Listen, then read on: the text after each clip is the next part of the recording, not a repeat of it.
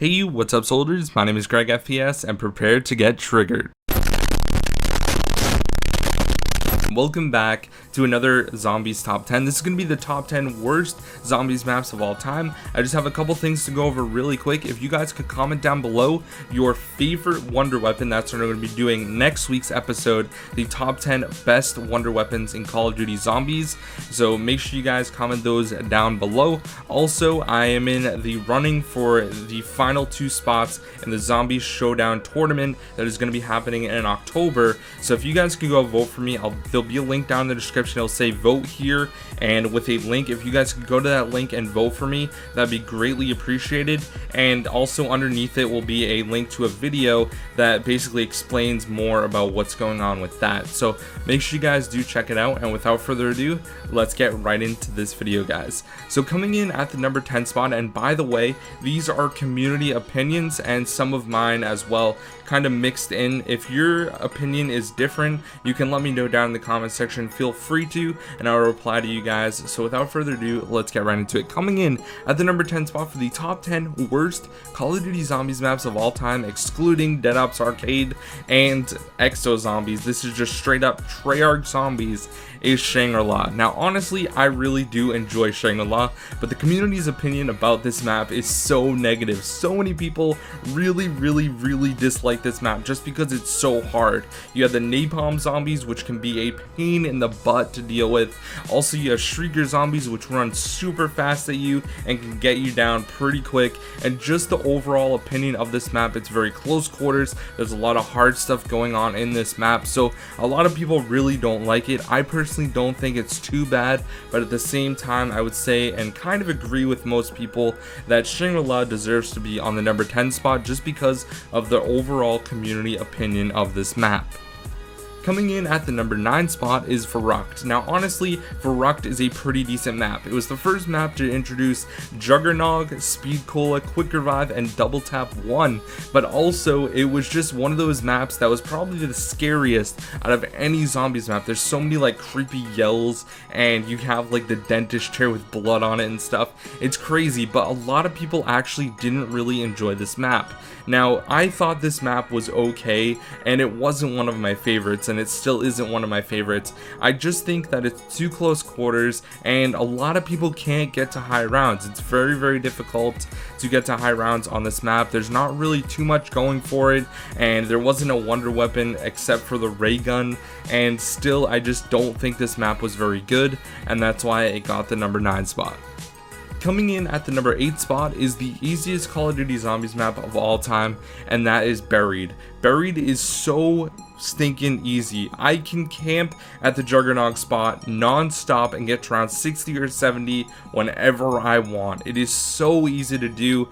It had all the buildables on it. You could get all the perks just from going through the witch's house a couple times. Honestly, this map was so easy. It had the bank, so you could go down to the bank and withdraw all your money, and you could start off with 40,000 points on round 1. It's just absolutely ridiculous and so easy, and that's why I put it at the number 8 spot, just because it's too easy. If it was a little bit more difficult, it would be better, but still I put it at the number 8 spot.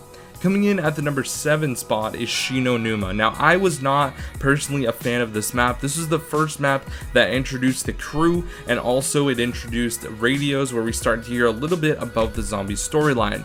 Now, I didn't really like this map too much because I felt like it was just basically a swamp and you were going through it over and over, and that's about it. I just did not enjoy this map at all, and I felt like it was kind of lackluster. There wasn't too much stuff. You know, it introduced the flogger, which was cool, and also a lot of people, this is the first map where people started training.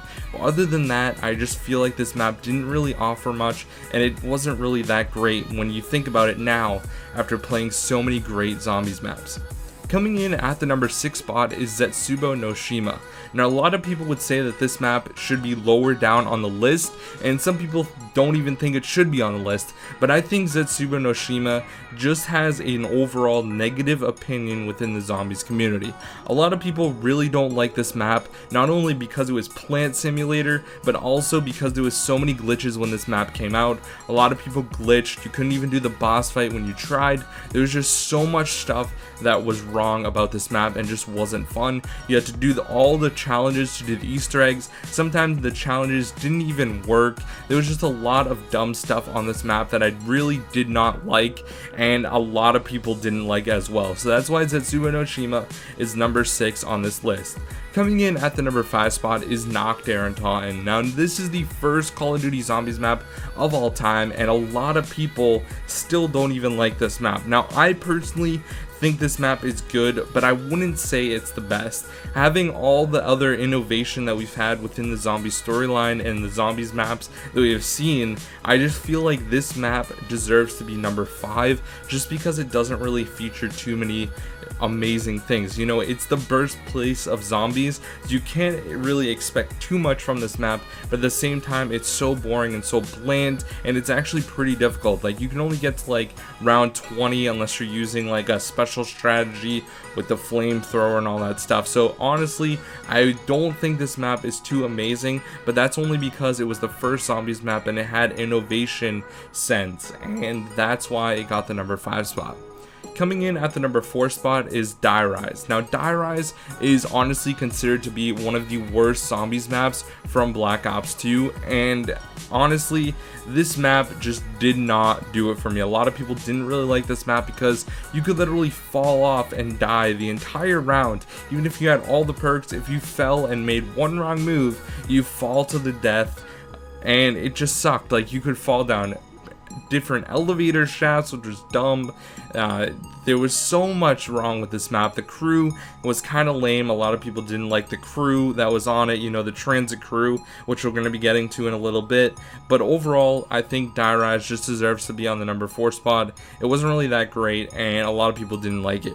Coming in at the number 3 spot is Nuketown Zombies, and the reason this is on Nuketown and Nuketown is on this list at number 3 is just because there was just so much wrong with that map, and it was like the most bland map you could possibly think of. Black Ops 1 had so much innovation, and Black Ops 2 really could have pushed the limits with Nuketown Zombies, but instead they decided to keep it super simple. The thing that was really annoying about it was different perks dropped every like 5 or so rounds. So if you don't get jugged till round 30, you're basically screwed. Now this map was just basic guns, and you could train forever. It was so easy to train in the backyards on either sides of the map, and honestly I just didn't really enjoy this map. I didn't enjoy it at all, and that's why I got the number 3 spot. Coming in at the number 2 spot is 5. Now, I like JFK, and I like JFK's quotes on this map. It's really cool with him and his conversations about Fidel Castro and all that stuff. Like, this map was pretty dope, pretty cool, but at the same time it was very hard. And another really annoying thing about it was the Pentagon Thief. He would steal whatever gun you had out. Honestly, this map was really close quarters. It's hard to get to high rounds, and I just didn't really like it that much, and that's why 5 is number 2. And coming in at the number 1 spot is, you guys guessed it, Transit. Transit has to be one of the worst zombies maps for many different opinions. Let me give you actually the top 5 reasons why Transit sucks. Coming in at the number 5 spot is the crew. The crew was absolutely terrible. Coming in at the number 4 spot, the bus went on its own whenever you didn't want it to. Coming in at the number 3 spot is Fog. Fog was so bad. It was like the worst part about this map. Coming in at the number 2 spot is the lava. The lava was so annoying to run over every single time. And coming in at the number 1 spot for why Transit is the worst Call of Duty Zombies map of all time, Denizens. Oh my freaking goodness, Denizens are so annoying. The worst zombies I have ever seen in my life. Not only are they ugly, they're very annoying. So that is why, guys, Transit is the #1 worst Call of Duty Zombies map of all time. So hope you guys did enjoy this video. If you did, be sure to drop a like and subscribe if you're brand new to my channel for daily Call of Duty Zombies content. Also guys, make sure to vote for me down in the poll down below that is labeled vote here. Comment your favorite wonder weapon for next week's Call of Duty Zombies top 10, and hope you guys have a fantastic day. I'll see you guys later, and peace.